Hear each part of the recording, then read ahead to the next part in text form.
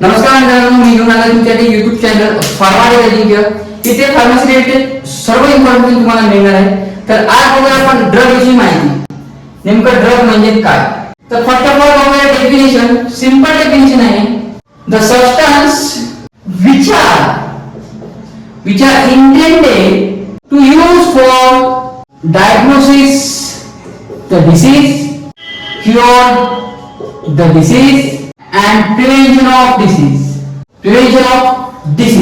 The simple definition आहे. The substance which are intended to use for the diagnosis of disease, cure of disease and second prevention of disease. एखादा substance जेव्हा बॉडीमध्ये intend केला जातो कशाच्या use साठी, एखादा डिसीज डायग्नोस करण्यासाठी, प्रिव्हेंशन करण्यासाठी किंवा क्युअर करण्यासाठी यूज केला जातो, त्याला ड्रग म्हणतात. एक सिंपल आपण एक्झाम्पल बघूया. पॅरासिटामॉल. सर्वांना माहिती आहे पॅरासिटामॉल काय आहे. पॅरासिटामॉल हा एक ड्रग आहे.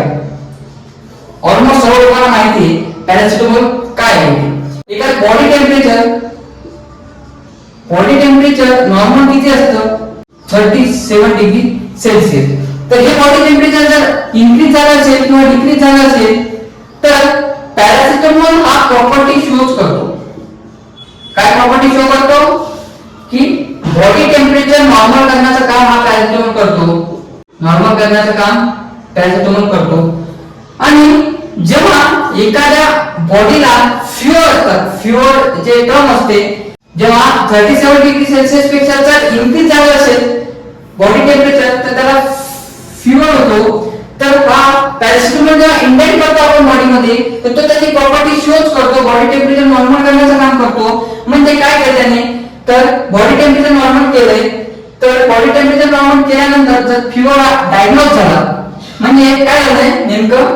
तर डिसीज डायग्नोज झाला. Diagnosis of disease. पॅरासिटामॉल जेव्हा इंजेक्ट केला आपण तेव्हा बॉडी टेम्परेचर नॉर्मल झालं म्हणजे फिवर कमी झाला. फिवर कमी झाला म्हणजे काय झालं? तर डायग्नोज झाला डिसीज, क्युअर झाला डिसीज. तर हा एक ड्रग झाला. जेव्हा ही प्रॉपर्टी शोज करते, जेव्हा ही मेकॅनिझम घडते, जो मेन घडवणारा मेकॅनिझम असतो, जो सबस्टन्स असतो, त्याला ड्रग म्हणतात. तर तुम्हाला ही जर माहिती आवडली असेल तर लाईक करा, शेअर करा आणि सबस्क्राईब करायला विसरू नका.